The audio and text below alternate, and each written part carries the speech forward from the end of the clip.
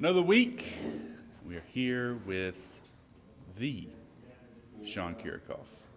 Coach, how are we doing? Very good. Very good. Good to hear, because Saturday was frustrating. Yes. Frustrating for you, frustrating for the girls, and we talked about that after the match as well. So, and we'll talk about some of the good things from that match, obviously, too. But that frustration that kind of built into the second, third, fourth sets that you said really played too much of a factor in how the match ended. How do you learn from that, build off of that to say, hey, we're not going to let this happen again, especially with two tough road matches this week? Well, I mean, the way I'm approaching it is that I'm making sure that it's very clear that I wasn't happy with how the match ended.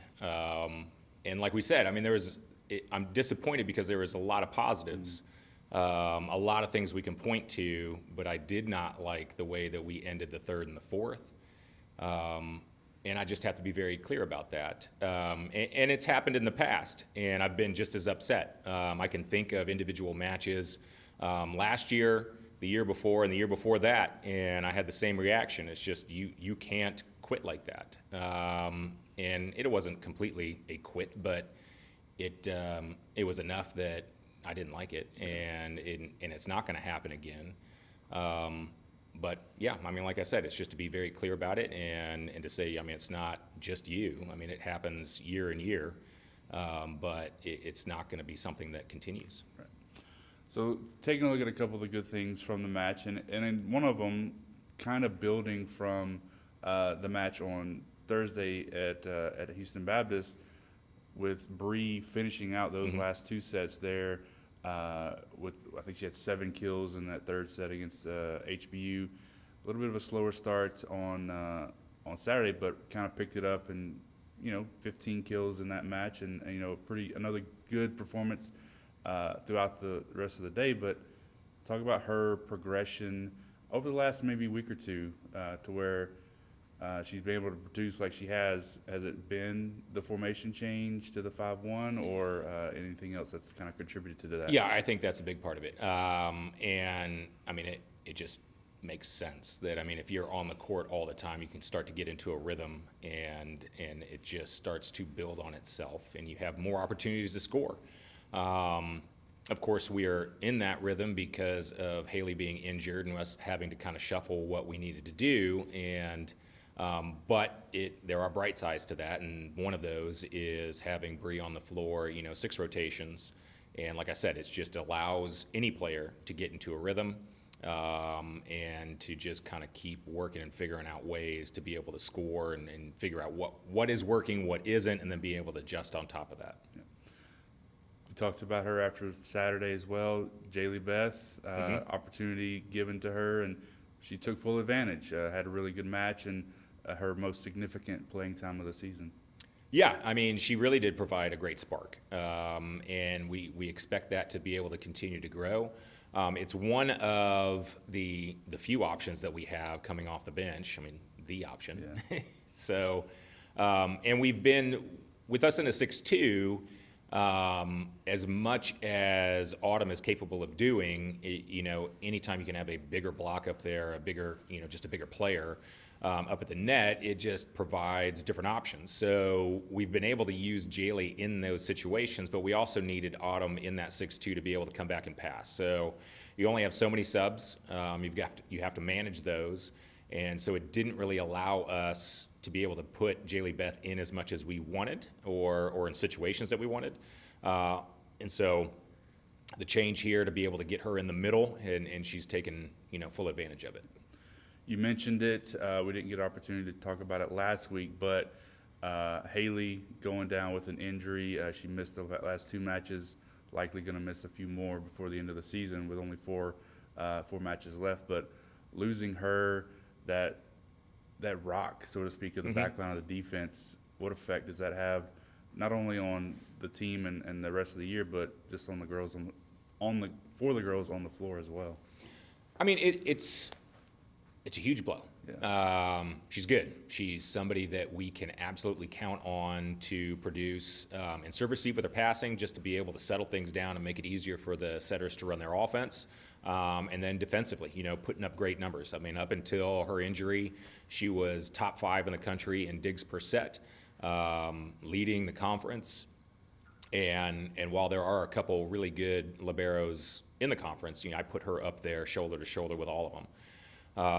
And so that absolutely hurts. But I think, and this is pretty common across any sports and teams, I mean, when you have somebody that goes down to her level of talent, I mean, I think that just kind of energizes people to rally around and go, okay, everyone's got to pick up. Now, no one person is going to replace that, but everyone is going to do a little bit more to just, fill the void. And I think the last 2 matches, Bryce has done a fantastic job.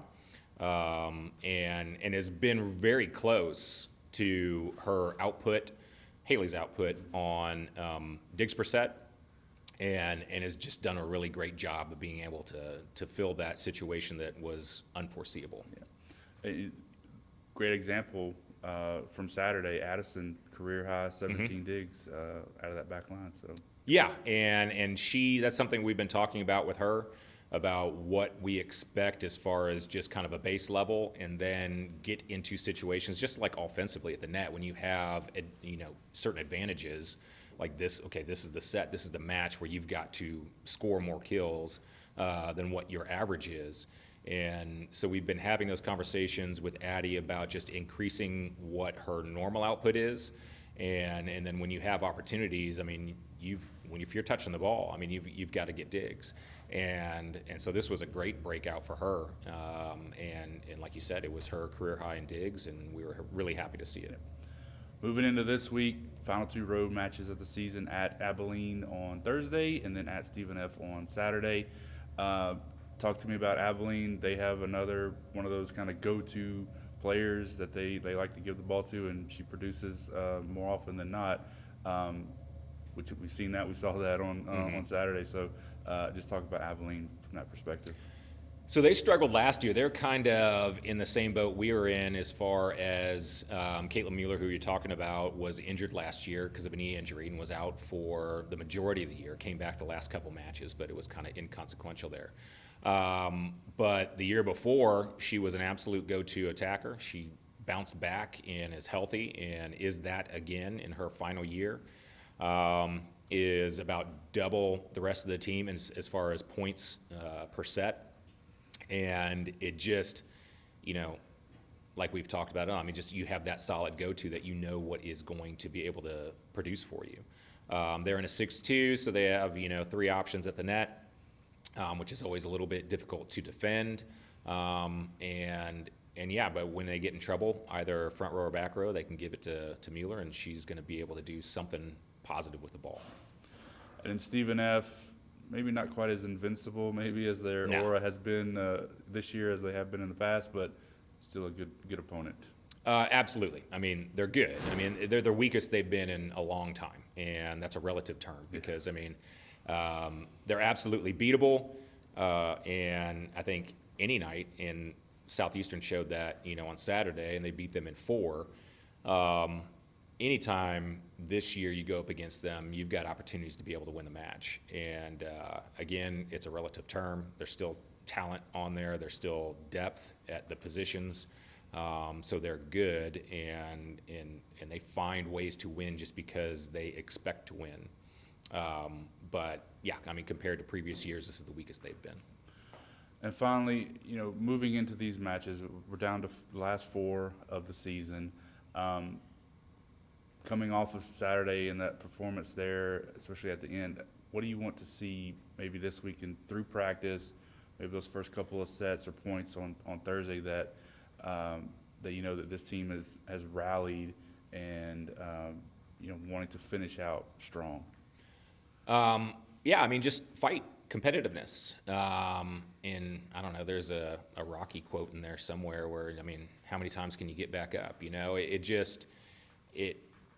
We've in years past, when I talked about previous matches that I was not happy with how we performed throughout the match, I mean, I can think of ACU in years past there.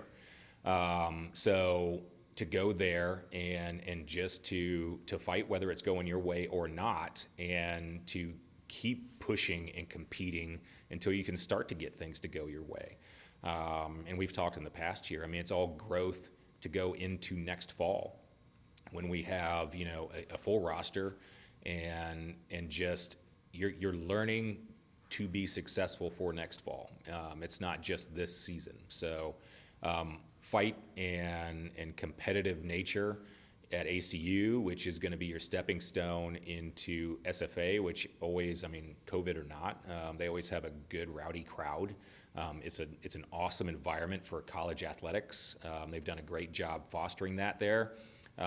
So you can't expect to walk into that type of environment and say, okay, now we're going to fight through tough situations. I mean, you've got to train yourself and build upon that in other situations. So it is a good thing that we're on the road before them, and it's not our first road match. No idea from a COVID standpoint what the crowd's going to be like at ACU, but in the past they've usually been able to get a good crowd in there. So, I mean, it will be a good training ground to go into SFA. All right, Coach, thank you so much. Thank you.